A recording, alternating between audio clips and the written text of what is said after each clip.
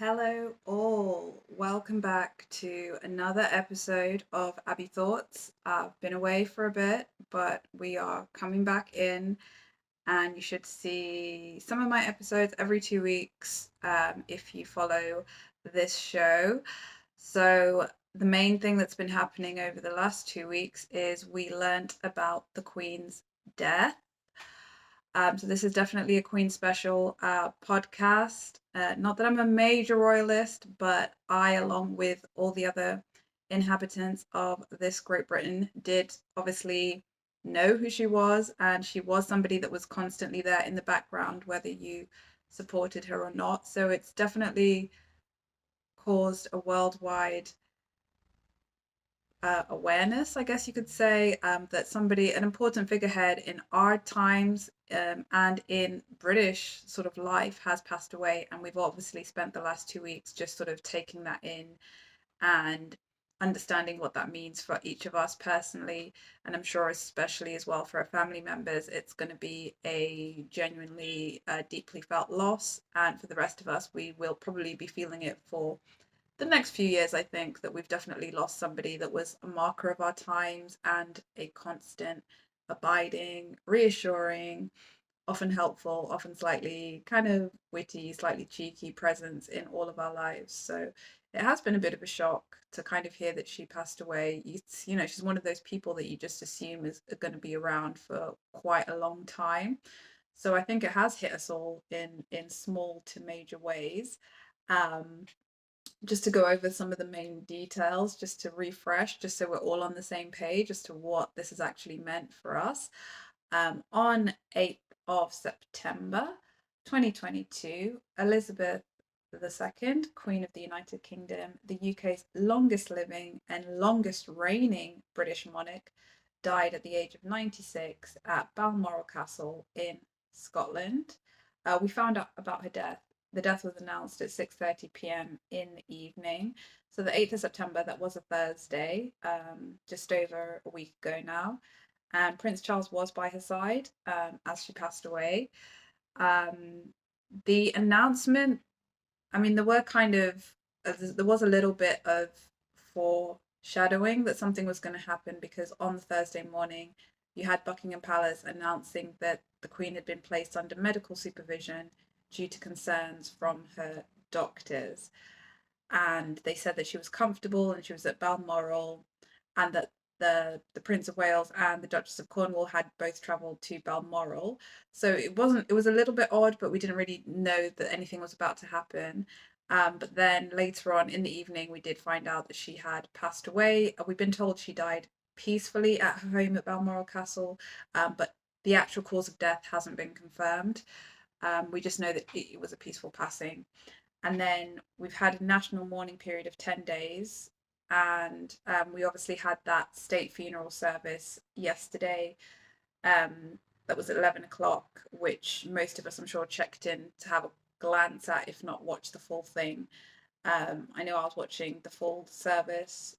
Really touching, really moving service, really grand service, really how you expect a royal, even from sort of the 15th century, to be sent off, let alone in today's times. So it was really something to watch if you were able to catch it. And we know that she is going to be buried at King George VI Memorial Chapel. That's at St George's, which is in Windsor Castle.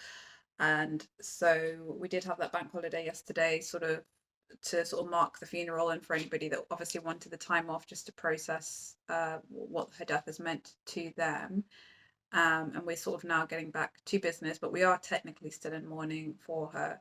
But the body is going to end up at Windsor Castle, and the public will be able to visit the Queen's grave eventually. It won't be right away, but they do say in a few weeks or a few days even, Windsor Castle will be open to the public. And so if that is something that you consider worthwhile doing, you will be able to go and pay your respects and actually see where she's been laid. She will be laid next to her husband, Prince Philip, who, as we know, he passed away last year. And we now obviously have the Queen also joining him, so to speak. So I do know a few people are sort of saying that, she passed away in the afternoon, but we didn't actually get to find out about it till 6:30. Is that normal? Why is there that gap in sort of reporting what had happened? Most of the time with sort of public figures, it's immediate, that we're alerted to something having happened. I do feel obviously with the Queen, you firstly have to make sure she's actually passed away. There have been false rumours before about that kind of thing, and so you do have to make sure your facts are straight, that the coroner has reported that it is an actual death, the doctor has confirmed it. So that was obviously going to have to take place. And then you obviously have a detailed plan you have to follow. So they do have a plan called Operation London Bridge, which is carried out every time a monarch passes away. And it basically is having to let this sort of senior officials know before the public. So that would have been what was going on behind the scenes before we got to find out what had happened. So you would have had a civil servant would go and tell the Prime Minister London Bridge is down, which actually means the Queen has passed away. So once they're sort of notified about that, then you'll obviously have like the cabinet members and other senior officials and heads of state, of the various Commonwealth countries, as well as the heads of state of countries that technically the Queen's still leader of. They have to be told as well. And then the British Press Association get to find out, and then they obviously are able to alert us. Social media accounts as well of the royal family will show that something has happened. They'll sort of put up maybe black imagery, pictures, and announce and a Black Death announcement, just to sort of let people know that the Queen has passed away, which is what they did. And then you did see in the evening that Prince Charles, officially now the United Kingdom's new king, he sort of addressed everybody to let them know. So it is a moment to reflect on somebody who she was reigning for 70 years. As I've said, that's the longest reigning monarch we've had in England. Born in 1926, the first child of King George VI and Queen Elizabeth. She was actually 25 at the time that she became queen after her father passed away in 1952. And she had a really long reign, 70 years. We were celebrating her Diamond Jubilee just 3 months ago. The fact that she had, sorry, her Platinum Jubilee, I should say, her Platinum Jubilee in June, which celebrated her 70 years on the throne. So it is quite shocking, because I do think we thought she was probably going to give us at least another 10 years before something like this happened. And we now have her son, Charles, Prince of Wales, who is going to officially be King Charles III. I'm sure we've all taken that on. And Camilla, who will now become the Queen Consort. So I think for me, the main thing that really struck me, and I do keep saying this to people, which I'm pretty sure they're annoyed about by now, but is that she knew Winston Churchill, which to me is pretty amazing, that she knew such a important, a leading figure in British history, somebody who really did a lot of good for Britain and for Europe in terms of standing up against Hitler, when a lot of other people were kind of thinking, oh, we should just, go along with it, or go through the appeasement route. And he was like, this is a serious threat, and everything this person stands for is gross.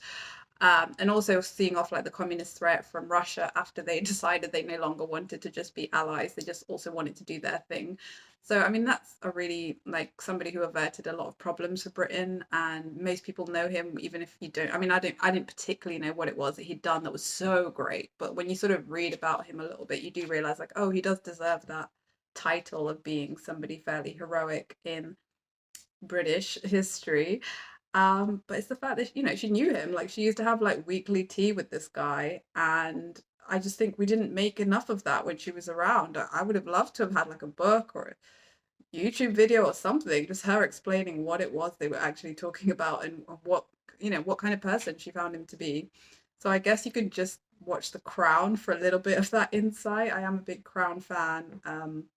Although I did think season 4 was a bit of a downer, so I'm hoping season 5 is a bit more uplifting. But given that after season 4, it doesn't really go too uphill for the royal family for a little bit, so probably going to be quite a few more downer episodes. But yeah, The Crown is worth a watch, and also the fact that the Queen knew Winston Churchill is pretty impressive to me. Do let me know things that impressed you about the Queen. I mean, mine's quite boring historical stuff, but if there was some situation you went through with her that really impressed you as to why she was a great gal, like, do let me know. I think one of the questions people have been asking a lot about is what will happen to the corgis, her beloved dogs. Google searches about what will happen to the corgis went up by 200% as soon as the news was released that she had passed away. So I love that this is so British that it's like nobody's worrying about how Charles is coping. Nobody's worrying about, what like how they're going to bring her body back. They're just worried about what's going to happen to the dogs. So that is officially one of the most British things you can do, is worrying about the dogs and what's going to happen to the pets. So we've been told that Prince Andrew, the bad boy of the family, and his wife, his ex-wife, sorry, although it seems like they're still together, just saying. His ex-wife, Sarah Ferguson, are going to take the dogs in. So she did spend decades breeding those dogs. She's said to have had 30 corgis during her lifetime. I think by the end she had about six, that her current six. So that's still quite a lot of dogs to kind of take on, especially if you weren't planning to. I don't know that he was planning to own any pets this year. And now he's got some responsibility, and we're going to see if he can handle it. But I did think instead of giving them to Prince Andrew and his ex-wife, that maybe they should give them to like members of the public, like as people that they feel have contributed or are, well, obviously are dog lovers, but also contribute in some way to British life, or maybe even knew the Queen on some level or ran some sort of charities. I just think that would be a pretty cool gift to have, to know that you have one of the Queen's dogs just like, you know, running around your living room. So I think, we fund so much of the royal family. Maybe a few of us could get some of the dogs as a kind of reimbursement or a pay it forward type situation. Or failing that, they could probably sell a few of them on the black market to like, Russian oligarchs or Miami hipster people who want to gift their 16-year-old bratty kids with a special little dog, like the Queen's dog. That's a pretty impressive gift to give to your spoilt brat of a child. So those are my ideas for what should happen to the corgis. But for now, we're being told that it's going to be Prince Andrew and his ex-wife that are going to take the dogs in. And we will see. We will see how that fares. I think we should be on dog watch to see how those little pups get through the next few years. But I do think as well, that's quite a lot of dogs. Like corgis are supposed to last like 15 years each. So there's got to be like, where are they all? I can't believe all of them have sort of passed away. Um, in other news as well, we've got her horses to worry about. She did have all her horses. Where are they going to go? It's not really been confirmed, but she is estimated to have owned over 100 horses throughout her life. So she's like real rich, because most of us, if you get up to a money stakes, you probably have about two or three, maybe. Maybe you can give your kid one, but 100 horses. Jesus, like that's a lot of neighing to have going on in your life. Many of the horses she owned were race horses. So some of the ones I picked out, you have Oriole. I don't even know if I've said that right. I don't even know. I don't even know if you're allowed to call your horse that. It sounds very wrong, but Oriole, Height of Fashion, which I love. I didn't even know you could call a horse by, like, it's like giving somebody a sentence as a name. This one shall be great. Like, let's just call your kid that. And Phantom Gold, fantastic. Carlton House, nah. Estimate, which is a bit dry. That's like you got your accountant to name your horse, like Estimate. And my favorite, Do Tell. Like the name of the horse is Do Tell, and it's spelt in such a beautiful way. It's like Doutelle. So it looks like this like posh French name, but then when you actually say it, Do Tell, Do Tell, Do Tell, Do Tell, like Do Tell. So yeah, so all these horses I've mentioned actually did win classics and major horse racing galas, are they called galas? Race Ascot style events for the Queen.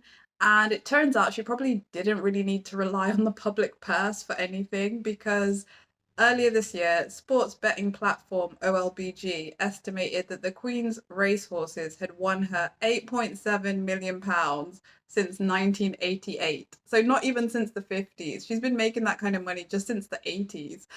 So clearly I'm in the wrong line of business, and clearly she did have quite a good grasp on some things. If you're making that much money off race horse betting and knowing which horse to put a punt on. I don't know any of the terms of sports betting. According to their data as well, she actually made £584,399. So like 600 grand basically in 2021 alone. So while I was face deep in McVitie's digestives or any of the other chocolate I was consuming during quarantine, she was just racking up some bills on them horses for 600 grand, which isn't bad. That's a nice little, that's like three people's salaries really.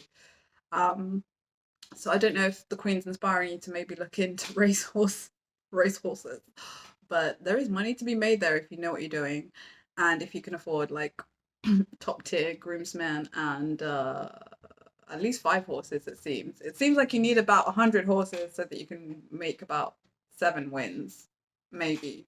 That might be the estimate. The Queen also owns Britain's swans. I think a lot of us remember this fact from primary school. And all unmarked swans that live in any open bodies of water in England and Wales belong to the monarch. So Charles now gets to take over owning the swans of England, and he also gets to take over owning all the whales, the sturgeons, and the porpoises that can be found on British shores, and also any that live within 3 miles of the British shores. So that might be a fun argument to get into with the French. Like, is this your whale or my whale? It's our whale. We will keep it. Um, so yeah, I just wanted to give a little shout out to all the animal loving that the Queen, that sounds so wrong, all the animals she loved and took care of during her lifetime. And if you are able to afford looking after a dear pet, you can definitely identify with the Queen and all the joy and comfort I'm sure she was able to get from her pets and horses. The other thing I was kept wondering about when I kept hearing the news of the Queen's passing, this is a bit of a weird offshoot. I know most people were focusing on the fact that she has actually passed away, but I just kept wondering about Balmoral because I'm always hearing about Balmoral Castle, and I'm like, what is so special about that freaking castle? Like, she's always up there. Like, what is going on up there? Um, so we do know that it's the Scottish holiday home for the royal family. They've owned it for years and years and years. Balmoral, in case you didn't know, is in Aberdeenshire, which is northeast Scotland. So kind of where Newcastle is for most of us. That's where Balmoral is if you're in Scotland. It's like northeast over there in the north. And it was in 1852, many moons ago, when Prince Albert, the husband of Queen Victoria, bought the estate and castle from a local posh family. He purchased the estate as a gift for his wife because he knew that she loved the Scottish countryside. So it's a lovely gesture. He bought her this house. In typical rich people fashion, he didn't even take a look before he bought it. His friend just told him about this property, and he made the arrangement while he was in London to purchase this estate that he's never even seen in Scotland. And then a few months afterwards, about 5 months afterwards, Albert and Victoria actually went up to Scotland, and he finally took a look at what it was he'd purchased for his wife. Have you ever done that kind of thing, or you just barely even know what you bought, but you're like, that sounds about right. I will buy that crumbling pile of rocks, and then you're like, oops, maybe I shouldn't have done that. But in his case, they did show up in Scotland, had a look, and Queen Victoria thought it was too small, which, to be fair, they did have about 11 kids, so it kind of makes sense that she'd probably find whatever he'd bought a little bit too small for everybody. So it was fine. It wasn't the biggest deal. He just simply said, right, we will add on to it. And that's what they ended up doing. So they basically built onto it like new offices, more cottages, more separate buildings. and just improved like the woodland areas and all the gardens. And that's how they ended up having this, Balmoral Castle, which technically isn't even a castle. Apparently, it's just kind of like a large house, but it does have 52 bedrooms. So I'm not really sure what kind of house that is. I don't. That must be a castle, surely. You just know that they're never going to be able to turn you away and say there's no room at the inn when you show up unexpectedly, because there is 52 bedrooms to choose from inside Balmoral. And there's a lot of reception rooms as well. So the monarch often will receive guests in one of the reception rooms. I think we've only really seen the green one, to be fair, but there is a whole bunch of other ones there as well. And Balmoral is the private property of the monarch, so they didn't purchase it using the public purse, and so they don't technically owe the public anything in terms of Balmoral, or needing to have access to it or anything like that, because it's actually their private property. And the Queen does go there every summer, obviously no longer, but her tradition was to go up to Balmoral at the end of every summer, from the end of July into October. She would normally be at Balmoral, hosting visitors, including her family members, having picnics, the dogs, the horses, all that jam. That was all up there. And it was just a summer break for the family, um, and herself, and a chance to kind of rest and recuperate from all the public engagements they would have been doing throughout the year. Still a better summer holiday than most of us get, but still obviously a treasured spot for a lot of the royals, I'm sure. Um, we know that obviously it's where Prince Charles and Princess Diana had their honeymoon, which a lot of people say wasn't particularly romantic, which I can totally understand. I just feel like if you've got like 300 million at your disposal and then you're taking me to Scotland for our honeymoon, something's a little off. Like, what happened to like Bora Bora, Fiji, the Maldives? Like, what's happening here? The only thing I could think is maybe it's just a bit more private than most places. That if they tried to go somewhere else, it would have been even like worse paparazzi chaos than if they just, you know, went somewhere that they sort of privately owned and they could just have time together without too much press intrusion. Um, we do also know that this year, while she was at Balmoral, that's where like Liz Truss and Boris Johnson both went to Balmoral to be, obviously for Boris to resign as Prime Minister and for Liz Truss to be appointed the new Prime Minister. And that should have been a giant, glaring, like, flashlight or red flag to all of us, because, the Queen's worked with 15 Prime Ministers in her life. She's appointed 14 Prime Ministers in her lifetime. And she's always appointed them at Buckingham Palace in London. So for her to, out of nowhere, call the Prime Minister to Scotland to appoint them, completely breaking with her decades long tradition, should have told us something was going on. So yes, Liz Truss has been to Balmoral. She's one of the people that has gotten to go up there and see the environ, see the locale, see what's happening up there. Also Boris, so he's also someone you could interview to find out what exactly is Balmoral Castle like. But finally, if you yourself are interested, if you are curious to know what this place is like, it is open to the public from April to July each year. So if you're curious, if you're that kind of person who likes to sort of wander around and see what's going on, you can actually book and go visit Balmoral between April to July. And you might even spot one of the royals around July, because they do tend to go up there around July. And that is the best time to bump into a royal if you want to take your chances. Um, Even more royal news, because this is all I'm talking about today, in keeping with the sad news and the state news. It reaches to all of us, obviously.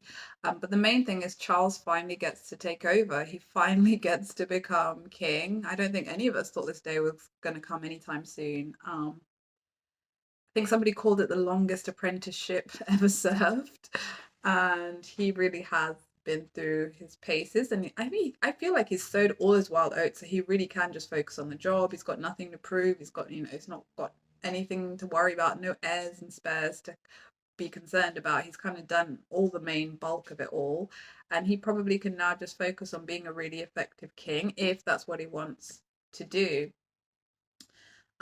There was never any danger of, who's going to be next in line, because in England, as soon as one monarch dies, the other monarch is the next in line is automatically considered king or queen. So, he didn't technically have to go through with that ceremony on the Saturday at St. James's where he was formally proclaimed monarch, because it's just a given as soon as a royal dies that the next in line is the new king or queen. In his case, obviously, the new king. But on Saturday, the 10th of September, he was formally proclaimed monarch. That was at the Accession Council, and that's where we saw more than 200 members of the Privy Council, Privy Council, which is made up of mostly senior politicians, past and present, but other sort of important heads and wise people who can give good counsel are in that Privy Council. I think it's up to about 800 members in total, but we only saw about 200 of them on the Saturday.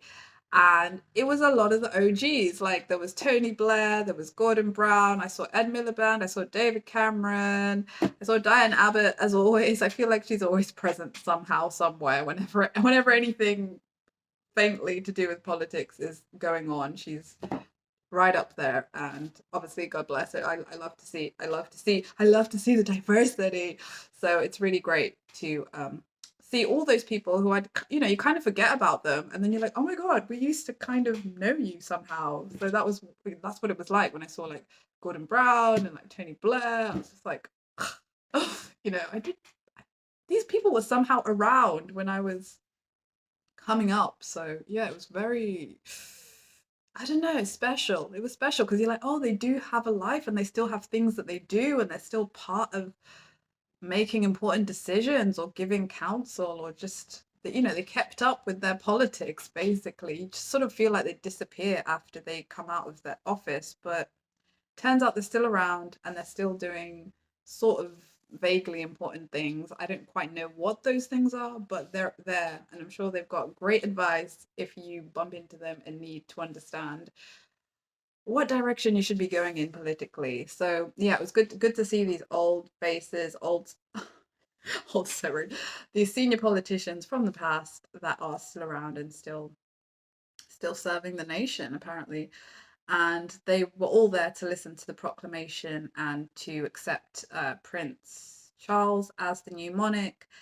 We also saw Camilla was there, and also Prince William was there, which is also kind of considered a little bit of a surprise because he didn't technically need to be there, but it was nice to see he was there, understanding how the whole process works. This is the first time they've televised it, so I think that's why it was a little bit odd, because normally it does take place, but we don't really know about it. We don't even realise it's part of the process of making somebody legally and formally, just formally, it's not even particularly legally, but yeah, well, kind of legally, but formally recognise them as the new monarch. We wouldn't normally see this, so they did decide to televise it. I'm sure they'll be televising it going forward, and it was a fairly dry ceremony, but important. It took place, and important if you like that kind of thing, that you got to see it and see what it's like for the reins to pass from one hand to the next. So yeah, Charles is now king. That's basically what they were telling us, but his actual coronation isn't going to take place for quite a few months. When we talk about I think most people when they think of somebody becoming king, they're thinking of the coronation ceremony. So that sort of formal announcement that happened on Saturday, I think most people thought, oh, that's going to be the coronation, and it actually wasn't. With the coronation, that's like a separate event, and it's literally just the act of placing a crown upon a monarch's head. Obviously, the term coronation, it doesn't just refer to that physical act. It's really about the whole ceremony where that act occurs. So it's all the pomp and all the sort of party atmosphere of celebrating that you have a new king. So that coronation ceremony, we've been told, isn't going to happen until probably next year, sort of spring or summertime, just as a mark of respect, just because there needs to be some kind of sufficient period of mourning, a sufficient time where we sort of accept that the Queen has passed, and just, there's a little bit of a lull, and then we can start to really usher in the new reign of this new monarch. So don't expect to see the coronation happen this year. It will be very strange if they do. Just to give you some perspective, the Queen herself, after her father's death, so he died on February the 6th, 1952. And then her coronation ceremony wasn't held until June the 3rd the following year. So she waited 1 year and 4 months just for the dust to settle, for everybody to fully accept he'd passed, for her to sort of mourn as well, not to sort of feel like she suddenly has to be worrying about, wearing a crown and being this grandiose figure. So yeah, she waited 1 year, 4 months before she had that really giant, memorable ceremony that everybody always shows when they talk about a queen or a monarch becoming recognized as monarch.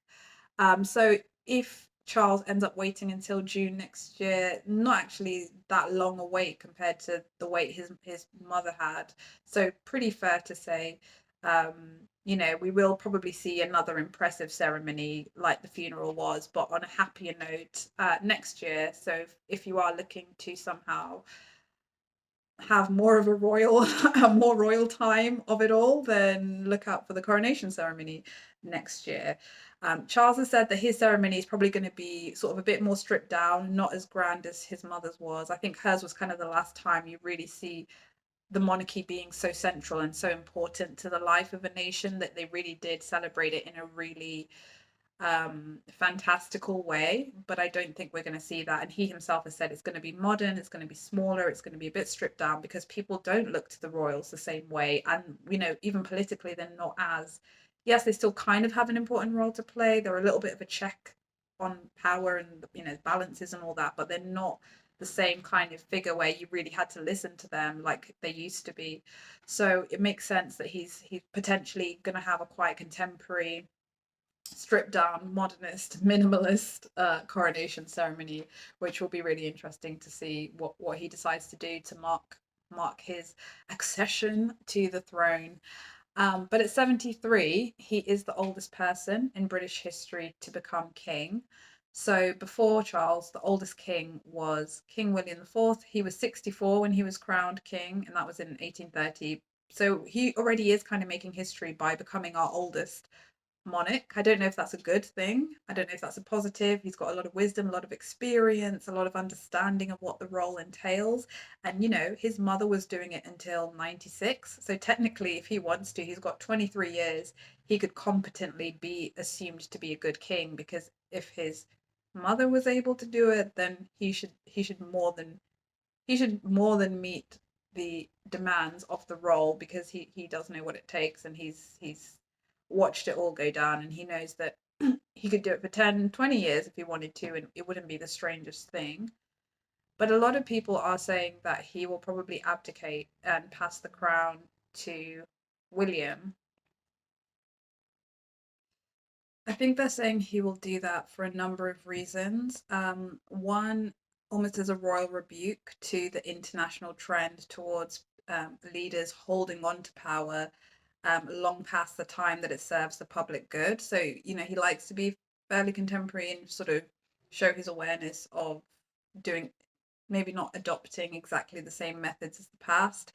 So he might see it as an effective thing to show that actually, yes, I could do this for 5 years, I could do this for 20 years, but I want to pass on power to William when he is at a really effective age where he could do even more public good than the good I would do if I stayed on as an older leader. So he might choose to do it that way. He might simply just want to enjoy his retirement years a little bit more.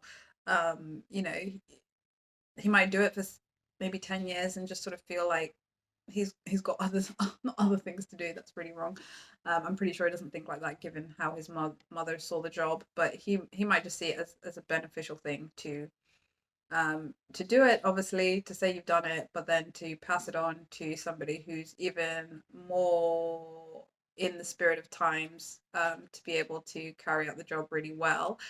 I think some people are saying he should abdicate because, yes, he is quite old, and they sort of feel that, 75, that's the age when British judges are forced to retire from the bench. And so he should have to do something similar, that we shouldn't really be having these leaders that are, 80 plus, because the Queen was our oldest reigning monarch, and it's not something that's that normal. So in a lot of ways, he doesn't really have to follow suit because it's not something we're encouraging particularly. And it kind of would be, what's the need for him to be there that long when there's enough younger royals after him who, like I say, could probably be more effective in promoting a lot of causes and being a good mantle for the public to look to, as opposed to an older person, which can be,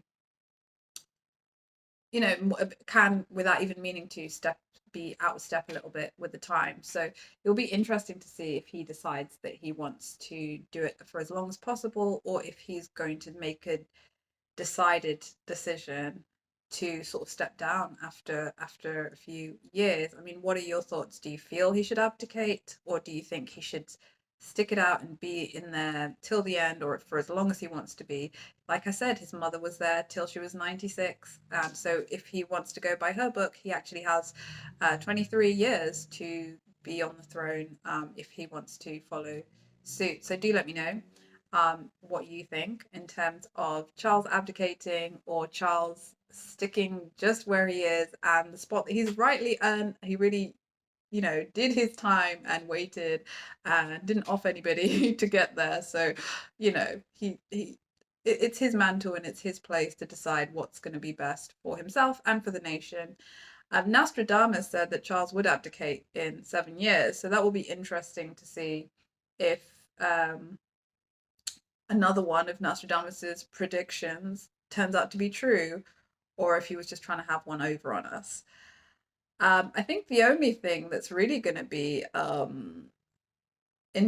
interesting, but a little bit funny to me is that now that the Queen has passed away, all the thrones, so all the ones in Buckingham Palace and elsewhere, they all have the initials ER embroidered on the fabric, and they're now going to have to change them all and put CR on all of the thrones, so that it can properly represent the fact that it's King Charles that's now our monarch. So I don't know if he wants to tell them, actually don't bother because I'm going to be out in a few years, but look forward to seeing those new initials. Even though I actually like ER, I think it's very classy looking for some reason.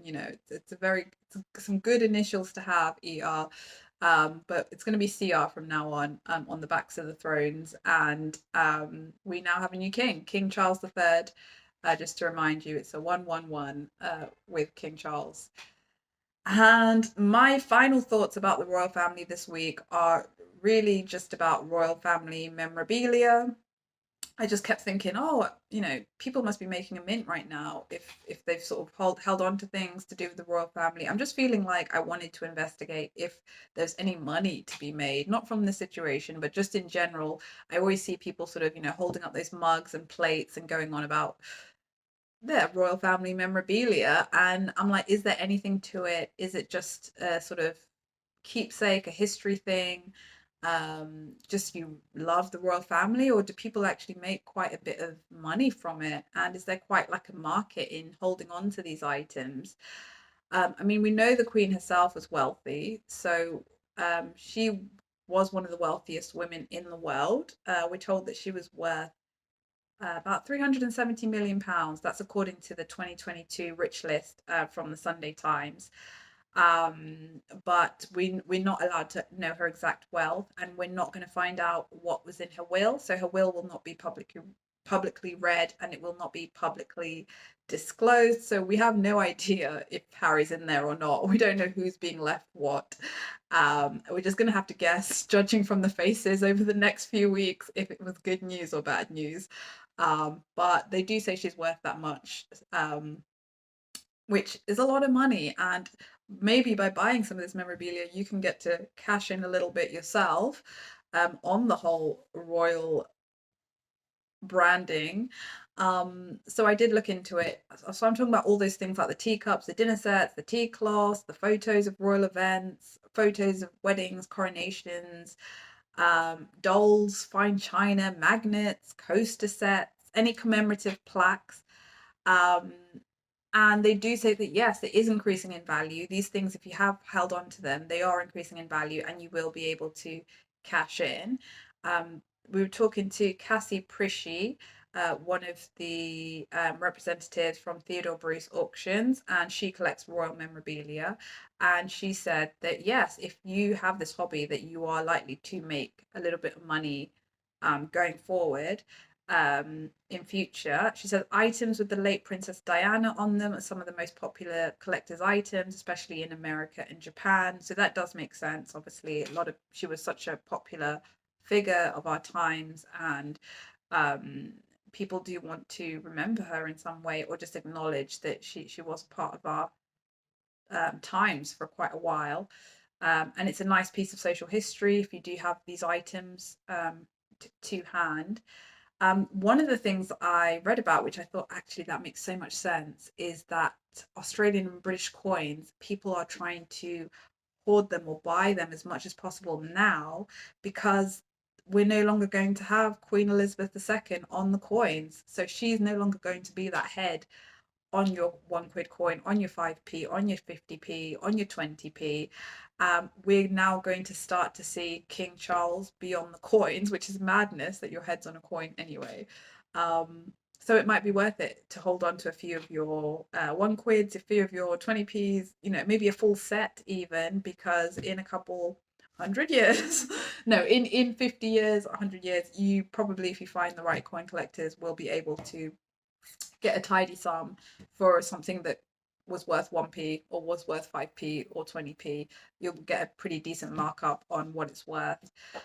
You have things like anything sort of limited edition or that's produced that wasn't supposed to happen. You're going to make a tidy sum on as well.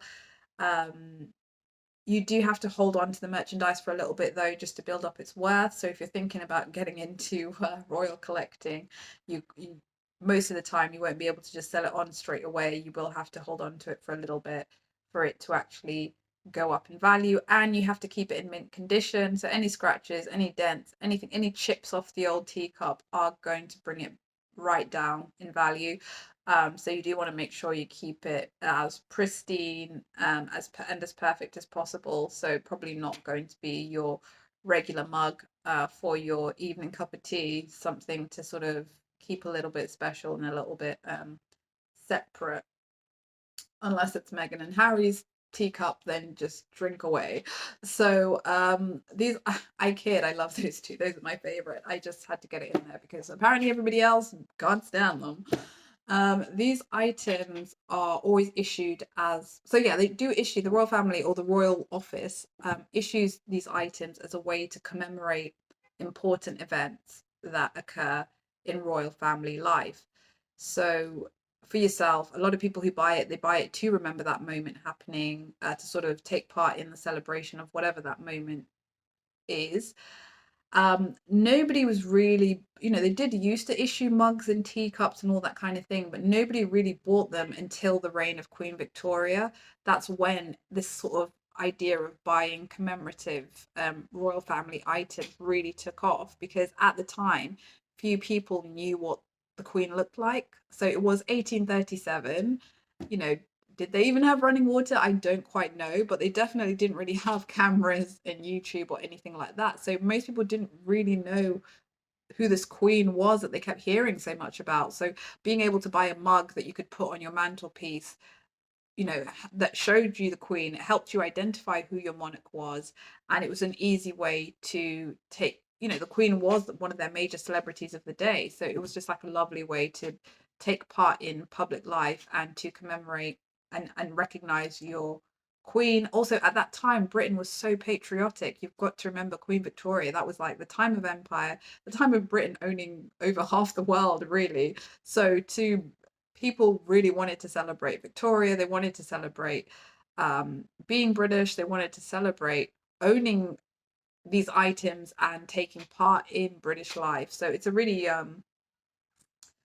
yeah, it makes sense that buying all these commemorative items really took off during that time, because it was the thing of the day to recognize your Britishness and to recognize that you had this queen who was kind of ruling the waves. And what better way to celebrate her wonderful marriage and all the kids and all all that kind of stuff by having these items like the mug on your mantelpiece that your neighbors could come in and see, and you could sort of point to it as, oh, it's Queen Victoria, blah blah blah. So that's where that all kind of took off from, and people have kind of kept up the, well, a lot of people have kept up the tradition. um in general terms, the rarer the item that you're buying or that you own, you know, maybe your aunt left you something, maybe your grand left you something like this. So the rarer that item is, the more money you're going to make from it. So um, also, the further back in history you go, the more money you're going to make from it. So some of the more modern royal items, you're not going to make as much money as if you had something owned by like King Charles II or Queen Victoria even. That's going to fetch you more money than some of the more modern items, especially as the modern items tend to be mass produced. So it's not as special to own something that, you know, 20,000 other people also own. But for example, if you happen to have a 1661 King Charles II coronation plate, which was handmade, English, you know, handmade pottery, you will be able to sell that on for £60,000, basically. Just a simple plate that would have cost them about, you know, however much, £2 even. You can now sell on for 60,000. So that's a nice way to get through uni if you can find some old tat in your attic that you're gran wanting to hold on to. If you have a 1760 King George III coronation plate, you can get about £7,000 for it. If you have an 1838 Queen Victoria coronation mug, Staffordshire pottery, you can get about £1,500 for it. If you have a 1937, so we're getting a bit more modern now, Edward the Eighth coronation mug, that can fetch you about £600. Um, so yeah, you know, basically as it comes down in time, you're seeing a bit less value. Um, they do say though that if you can get hold of an item that the royal family have actually used, so not just something that was produced to commemorate something, but something they've actually used, that's where you can really make a lot of money. So, you know, if it's like a dinner service that they used to actually eat off, they can go for about 8,000 to £10,000. A pair of Queen Victoria's bloomers sold for £4,500 just recently. So yeah, if you can find something, I don't want to encourage people to be going through people's trash, but if you can find something that they used and not get arrested while you're trying to get hold of it, then you can potentially make a nice tidy sum. Um, the bicycle that Princess Diana rode in the months before marrying Prince Charles sold in 2018 for £9,200. So again, you know, a simple bicycle, you were able to make close to 10 grand off just because it used to be ridden by one of the members of the royal family. So, like I mentioned, you do want to go for those rarer items.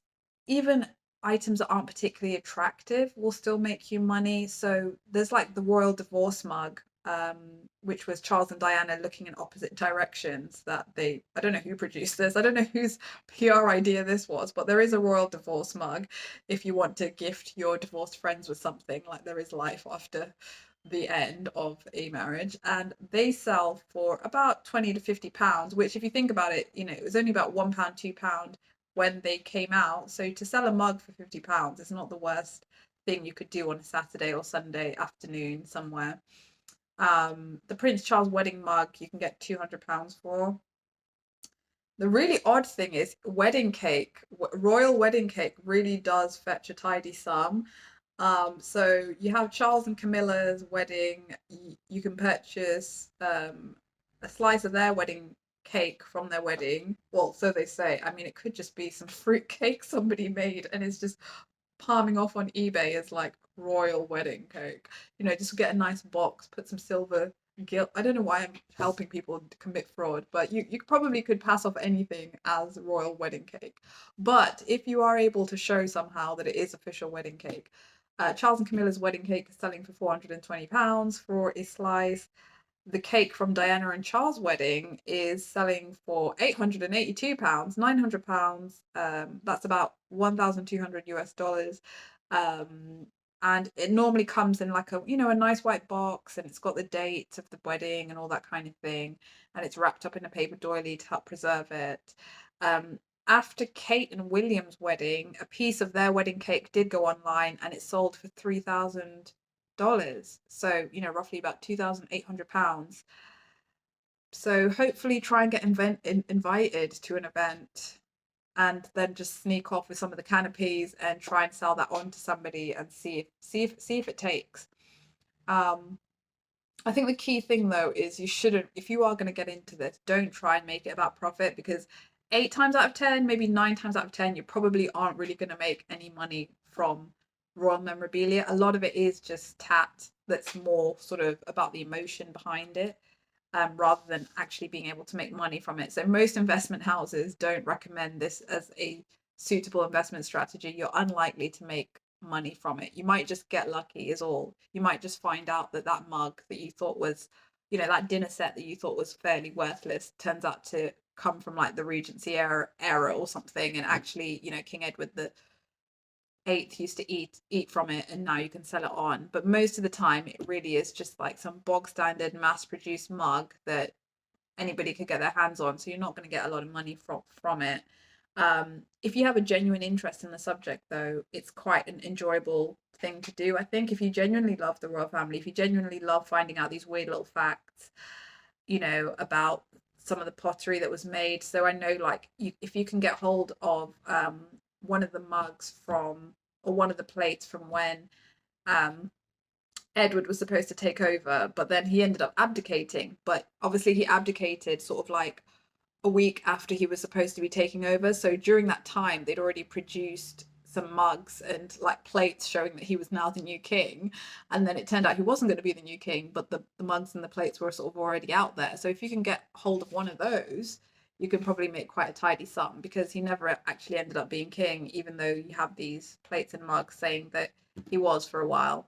But it's not true. So a little bit of an error on the factory floor. But if you can get hold of one of those, you know, so things like that, if you kind of are interested in those weird little stories, then any profits that you get from that is just a bonus. The main thing is you've got to, you know, enjoy sort of doing this homework and finding out about like all these weird little angles that are going on in the royal family, and all the sort of pottery, and the person making it as well is important. Some of these designers are really renowned for their work, and if you can get hold of some of their pieces, again, that's something that you can make a bit of money from, or at least impress people with, and hold something that's fairly important, like socially wise, like social history wise, it's fairly important. But they do always say that you should seek guidance from a specialist dealer before you do away with any of your cash. So it's better to pay over the odds with an expert than trust yourself to sort of an internet deal, because you have no idea, you know, there's no reason why this person might not just be making it up.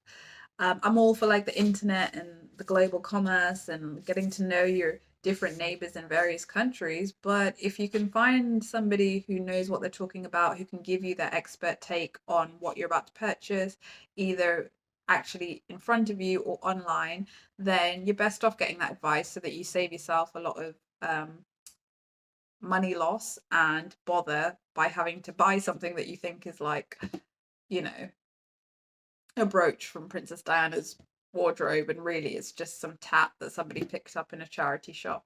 So do your homework, make sure you're happy, make sure you're loving the hobby, and you probably will. I think the more you love it, the more likely you are going to be to make something money wise from it. But regardless of the money side, if you love it, you're going to have a lot of great anecdotes, I'm sure, to share with people about the things that go on behind the scenes when it comes to the royal family, and some of these moments that we see where we get to have it commemorated. It must be a pretty big deal if they're getting a mug and a plate released because of it. So yeah, here's to being mugged off, getting a mug or a plate or something like that to commemorate any of the events that you see happening in royal family life, and hold on to it, because it might be worth something someday, I guess, is what I'm trying to say. So I'm just ushering in, getting you ready for the coronation ceremony that's coming, however you choose to commemorate it, whether it's having a party or buying a few of those mugs and t-shirts and plates.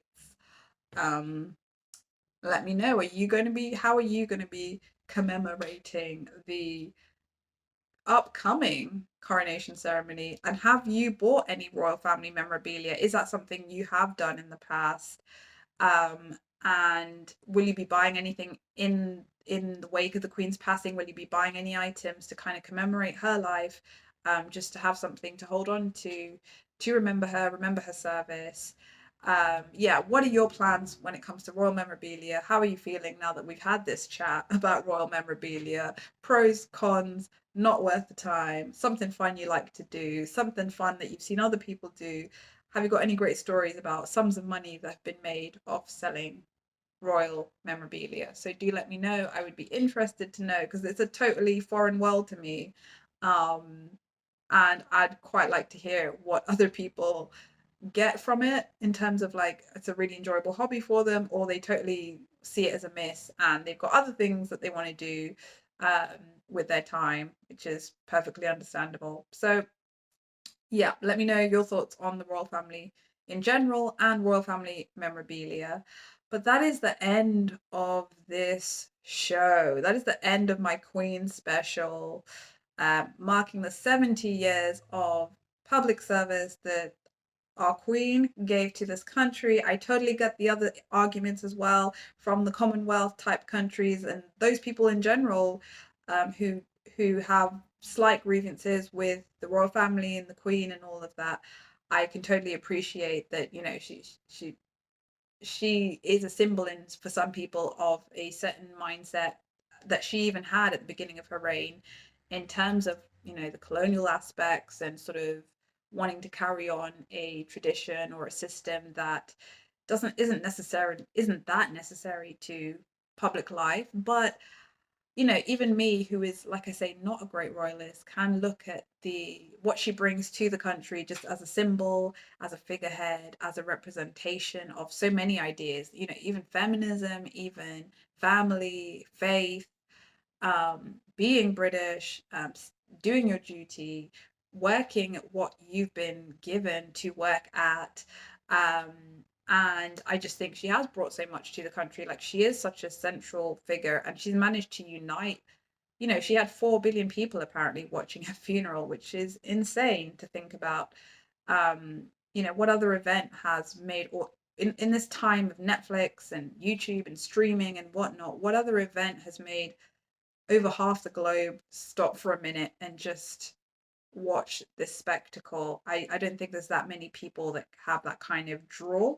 So I think she will be missed, and we've probably taken her for granted a little bit, and it will be sad for a little bit just to consider that this person is no longer there, even if you didn't particularly have any great feeling towards them. I think mostly it's like for the family that they're the ones who are really going to be feeling it.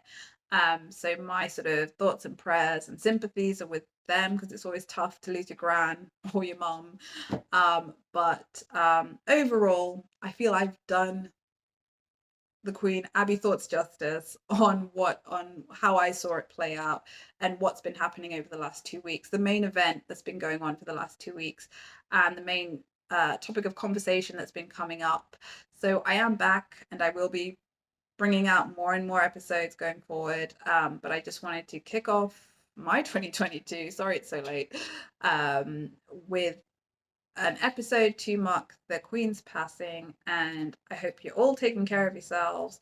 And if you do want to look on my Insta and my chat, you will see some of these pics of corgis that people have put up in the wake of the Queen's passing, that they've dressed up their corgis as royals, and it is the most perfect thing, and it just makes me appreciate how fun it is to dress up your animal, especially in royal costume. So do have a look at that, and just leave me some comments about today's show. Anything you want to add about the Queen? Has it been good news for you, bad news for you? How has it affected you and your family and your ideas of what royalty is and what a monarch represents? And are they important to a nation like England, or is it something we should be slowly phasing out?